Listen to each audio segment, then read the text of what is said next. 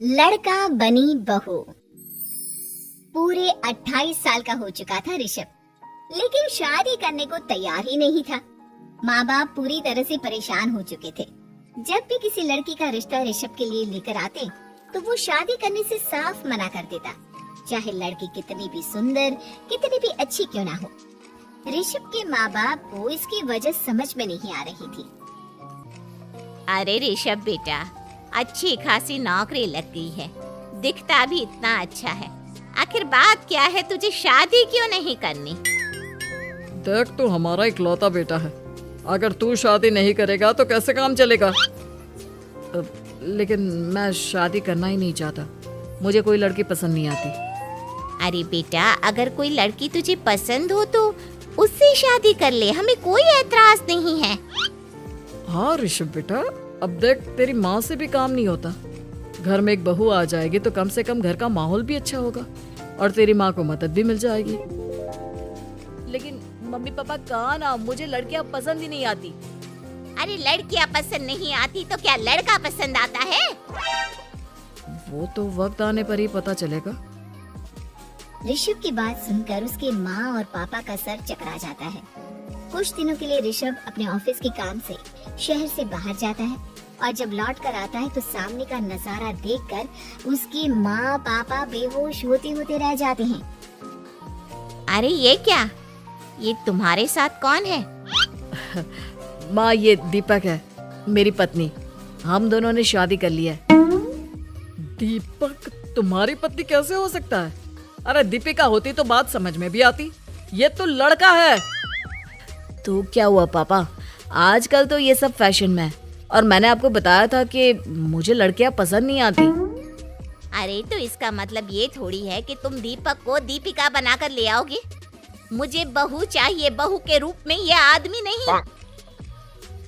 लेकिन मम्मी जी, मैं आपकी बेटे से बहुत प्यार करती हूँ, मेरा मतलब करता हूँ।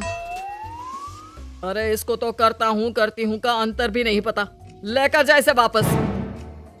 अगर आपने इसे घर से बाहर निकाला पापा तो मैं भी इसी के साथ चला जाऊंगा। मैं ऋषभ के बिना जी नहीं सकती, मेरा मतलब जी नहीं सकता। हमारा जिंदगी भर का साथ है, प्लीज हमें अलग मत कीजिए मम्मी जी, पापा जी। हे भगवान, ये तूने क्या दिन दिखाया, मेरे बेटे को थोड़ी अकल दे दे, लड़के को बहू बनाकर घर में ले आया है। अब क्या होगा, हम दुनिया को क्या मुंह दिखाएंगे? माँ बेकार में परेशान हो रही हो। दीपक आपके सारे काम करेगी और एक अच्छी बहू की तरह आपके साथ रहेगी, देखना। पहले तो खुद तो क्लियर कर ले कि यह कुछ करेगा या करेगी, बाद में हम सोचते हैं कि हम क्या करें। बहू के आने के बाद क्या करते हैं, मुंह दिखाई की रस्म, तो आप भी वही कर लीजिए। आप चाहे तो मैं पूरे मोहल्ले में न्योता दे आती हूँ। अरे रहने दे, तेरी वजह से बेइज्जती और ज्यादा होगी। आई बड़ी, अब मेरा मतलब है आया बड़ा न्योता देने वाला। अगले दिन सुबह के वक्त दीपक बड़ी नजाकत से चलता हुआ सबके लिए चाय बनाकर सुबह सुबह बालकनी में आ जाता है। प्रणाम मम्मी जी, प्रणाम पापा जी। ये देखिए, चाय बिल्कुल आपकी पसंद की है। मुझे ऋषभ ने सब कुछ बता दिया था कि आपको क्या क्या पसंद है। हे भगवान, ये सब क्या हो रहा है? ये क्या नौटंकी है? नौटंकी कहाँ है? माँ देखिए तो, मेरा दीपक आपका कितना ख्याल रख रहा है। लाओ, अब जो भी है, जैसी भी है, चाय पियेंगे ही सही। थोड़ी देर के बाद, वैसे दीपक, चाय तो तुमने बहुत अच्छी बनाई है, चलो कुछ तो अच्छा हुआ। अगले दिन, अजी सुनते हैं, आज पैरों में बड़ा दर्द हो रहा है, लग रहा है घुटनों में फिर से कुछ न कुछ प्रॉब्लम हो रही है। डॉक्टर ने वो दवाई दी थी, उसकी मालिश करो ना अपने घुटनों पर, आराम मिल जाएगा। वो क्या है ना, खुद के हाथों से ठीक से मालिश नहीं हो पाती। अरे मम्मी जी, आपको परेशान होने की क्या जरूरत है, मैं हूँ ना, लाइए मैं आपके पैरों पर मालिश कर देता हूँ, मेरा मतलब कर देती हूँ। अरे रहने दे, रहने दे, घर में बहू होती तो सेवा करती, यहाँ तो आदमी बहू बनकर बैठा हुआ है।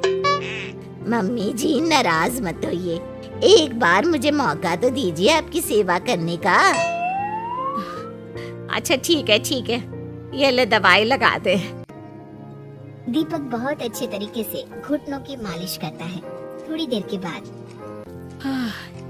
इतना आराम मिल रहा है क्या बताऊं। ऐसा लग रहा है मेरे घुटनों में कभी तकलीफ थी ही नहीं। लगता है तुम्हारी लड़का बनी हुई बहू तुम्हें पसंद आने लगी है। ऐसा कुछ भी नहीं है, वो तो बस इतने अच्छे से मालिश की इसलिए मैंने इसकी तारीफ कर दी। मम्मी जी पापा जी आपस में लड़ाई नहीं करते। अच्छा आप ये बताइए शाम के खाने में क्या खाएंगे? पनीर, दाल मखनी, पुलाव, कुछ भी स्पेशल बता दीजिए। अरे भाई ये सारी चीजें मुझे तो खाने में बहुत ही पसंद है। तुम क्या कोई औरत हो जो पनीर दाल मखनी बनाओगी? हाँ, अरे लड़का हो तो लड़के की तरह बिहेव किया करो ना। भले ही मैं लड़का हूँ तो क्या हुआ, अब तो मैं ऋषभ की पत्नी और आपके घर की बहू हूँ, तो मुझे उसी तरह से रहना पड़ेगा ना। अच्छा ठीक है, जो तुम्हें पसंद है बना लो। आदमी रसोई में खाना बनाते हुए कैसे लगते हैं जरा मैं भी तो देखूं। शाम को दीपक सबके लिए अच्छा सा खाना बनाकर डाइनिंग टेबल पर लगा देता है। ऋषभ ऑफिस से जब लौट कर आता है, सब लोग खाना खाने के लिए बैठ जाते हैं। अरे वाह, क्या गजब का पनीर और दाल मखनी बनाई है। ऐसा जायका तो होटल के खाने में भी नहीं आता। दीपक कितना अच्छा खाना बनाती हो, मेरा मतलब बनाते हो। तुम्हारी इसी अदा की वजह से तो मुझे तुमसे प्यार हो गया। अरे बहुत हो गया, आदमी होकर आदमी से प्यार करते हो। अरे लेकिन कुछ भी कहो, जरा खाना खा कर तो देखो ऋषभ की माँ, मजा आ जाएगा। हाँ वैसे बात तो आपकी सही है, खाना तो वाकई में लाजवाब है। इतना स्वादिष्ट पनीर तो मैंने अपनी जिंदगी में नहीं खाया। कितना अच्छा होता अगर ये दीपक दीपिका होती। और फिर अगली सुबह कुछ ऐसा होता है जिसे देखकर ऋषभ के माँ और पापा ना केवल खुश होते हैं बल्कि हैरानी से उनकी आंखें फटी की फटी रह जाती हैं। उन्होंने जो नजारा अपनी आंखों के सामने देखा उसे देखकर उन्हें अपने आप पर भरोसा नहीं हुआ। सुबह का वक्त था, सब लोग बालकनी में बैठकर सुबह की चाय का इंतजार कर रहे थे। तभी रसोई में से एक बहुत ही खूबसूरत लड़की जिसके लंबे लंबे बाल थे और जिसने साड़ी पहनी हुई थी, हाथ में चाय की ट्रे लेकर वहाँ आती है। अरे ये कौन है? रातों रात हमारा लड़का बहू लड़की बहू बन गया क्या? मुझे लगता है कोई सपना देख रहा है। इतनी सुंदर बहू तो हमने सपने में भी नहीं देखी। देखा माँ, जादू हो गया जादू। अरे लेकिन ये है कौन? तुम्हारा वो आदमी वाला पत्नी कहाँ चला गया? आपने मुझे पहचाना नहीं? मैं दीपक नहीं दीपिका हूँ। इतने दिन से लड़के के कपड़े पहनकर आपके घर में आपकी बहू बनी हुई थी। माँ ये दीपक नहीं, दरअसल ये दीपिका थी, लेकिन इसे लड़कों की तरह रहने का शौक था और इसे लड़की की तरह रहना मंजूर नहीं था, इसलिए मैं इसे लड़के के रूप में आपकी बहू बनाकर यहाँ ले आया। तो फिर अचानक ये उसका हृदय परिवर्तन और रूप परिवर्तन कैसे हो गया? वो क्या है ना, मुझे बाद में एहसास हुआ कि आप लोग इस बात को लेकर बहुत दुखी हैं कि आपकी बेटी ने एक लड़की के साथ शादी की है, इसलिए मैं अपने असली रूप में वापस आ गई। हमने कोई पुण्य कर्म किए होंगे जो तुम्हारे जैसा, मेरा मतलब तुम्हारे जैसी बहू मिली, इतनी खूबसूरत और इतना ख्याल रखने वाली।